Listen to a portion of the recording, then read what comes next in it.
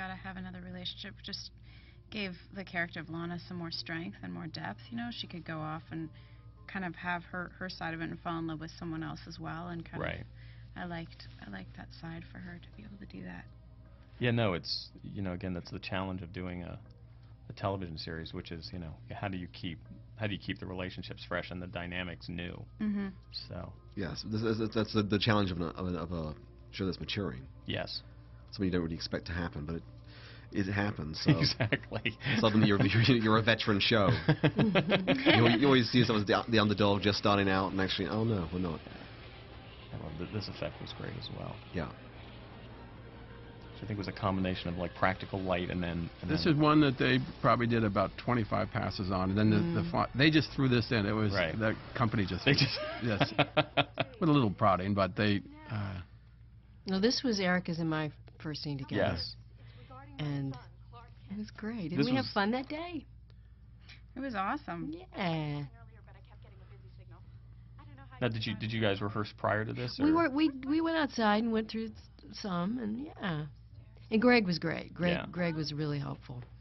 Yeah, no, he's terrific, and he's I think especially, you know, certainly Erica, like in your case with this is your first time on the show. I think Greg's a great director because he really does sort of care about the actors and care about the dynamics. Yeah. And this scene is weird because it's sort of like 3 scenes in one. You know, there's sort of three parts, 3 levels to this scene, and obviously the imperative for Martha is to like get her out of the house, but not be rude about it. Right. And also here we sort of find out what Lois is doing in town, which we haven't really heard yet. Yeah. So, which is good. And you give her some, you know, again, I think it's Martha has a very maternal quality that regardless of who you are on the show, if you're one of the young people, I think she definitely sort of reaches out to them and sort of you get the feeling like Martha understands them and cares about what they have to say. Yeah. Even though in this case she's like, I just got to get her out. That look there was like, I have to get her out of here.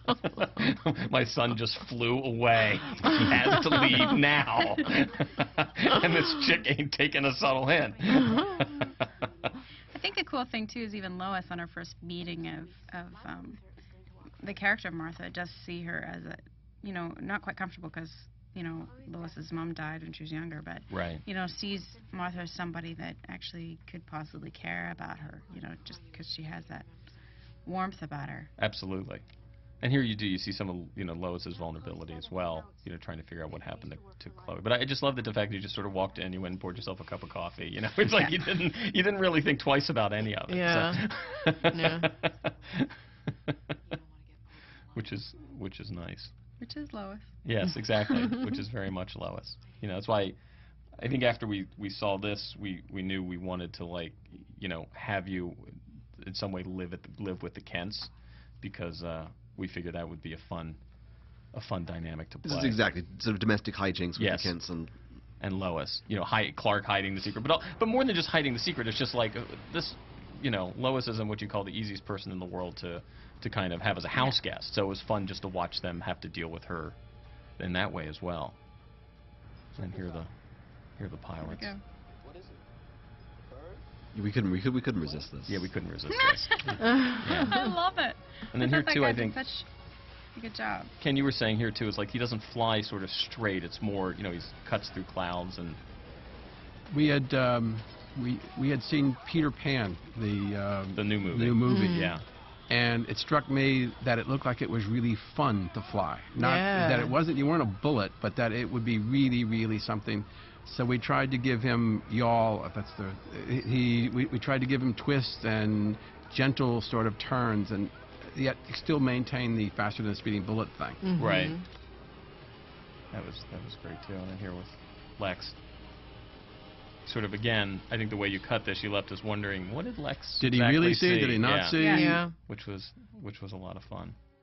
It's interesting when you're doing the season openers because they tend to be, and this one's certainly far-flung, and so you're sort of trying to keep a lot of different stories going. And then this obviously was huge. And initially we wanted to get Christopher Reeve, and he couldn't. This was last summer, and we spoke to him, and he couldn't